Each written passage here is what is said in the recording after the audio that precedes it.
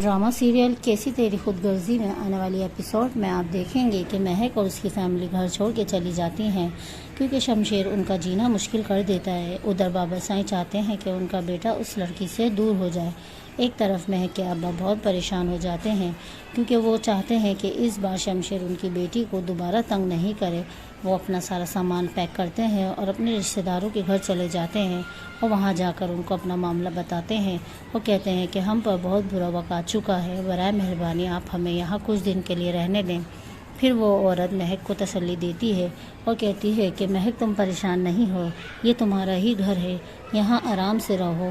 دوسری طرف مہک کی امی کافی پریشان ہو جاتی ہیں۔ اس کی امی مہک کے پاس آتی ہیں اور کہتی ہیں کہ اب تم اپنے آپ کو سنبھالو، لیکن مہک کسی سے بھی صحیح سے بات نہیں کرتی اور ہر وقت سوچتی رہتی ہے کہ اب تو ہم نے یہاں سے گھر بھی چھوڑ دیا ہے اور کالج بھی چھوڑ دیا ہے، لیکن پھر بھی شمشیر ہمیں جینے نہیں دے رہا۔ ان سب سے پہلے مہک گھر میں بریانی بناتی ہے اور ڈبے پر لکھتی ہے کہ شمشیر ہماری ملاقات بہت جلدی ہوگی، ابھی تم یہاں سے چلے جاؤ، پھر ہم جلد سے جلد ملیں گے۔ شمشیر خوش ہو جاتا ہے اور بریانی کھاتا ہے اور سوچتا ہے کہ مہک اب اس بار میرے پاس آ جائے گی۔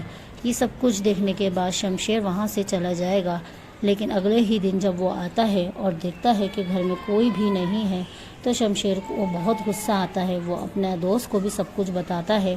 مہک کی امی ابو دونوں باتیں کر رہے ہوتے ہیں کہ مہک کی امی کہتی ہیں کہ میری بیٹی تو اب ہنسنا ہی بھول گئی ہے۔ یہ بات سن کر مہک کے ابو بہت روتے ہیں اور وہ کہتے ہیں کہ اب میں کیا کروں، شمشیر تو ہمیں جینے نہیں دے رہا۔ اور ندا کو بھی کالج کے لیے تیار کیا جاتا ہے۔ جب ندا کالج جاتی ہے برقع پہن کر تو شمشیر کی نظر اس کے اوپر پڑتی ہے۔ ندا گھبرا کے رکشے میں پیچھے ہو جاتی ہے، مگر شمشیر پھر بھی اس کو ڈھونڈ کے نکال لیتا ہے۔ کہتا ہے کہ تمہاری بہن جہاں بھی ہوگی میں اس کو ڈھونڈ کے نکال ہی لوں گا۔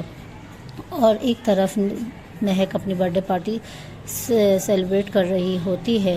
پھر بابا سائیں کہتے ہیں، اس کے ابو کو بلا کے کہتے ہیں کہ تم لوگ یہاں سے کہیں چلے جاؤ اور یہ پیسے تم اپنے پاس رکھو۔ اور لیکن مہک کے والد وہ پیسے نہیں لیتے اور غصہ کرتے ہیں اور پھر وہاں سے چلے جاتے ہیں۔ کہتے ہیں کہ ہمیں یہ پیسے کی ضرورت نہیں ہے۔ بابا سائیں کہتے ہیں کہ اگر تم یہ پیسے نہیں لوگے تو ہم تمہیں برباد کر دیں گے اور شمشیر بھی تمہیں ہمیشہ ایسے ہی پریشان کرتا رہے گا۔ مگر اس کے ندا کے ابو پیسے نہیں لیتے اور وہ وہاں سے چلے جاتے ہیں۔ اگر آپ کو ہماری ایپیسوڈ اچھی لگے تو پلیز سبسکرائب ضرور کیجیے گا۔ اللہ حافظ۔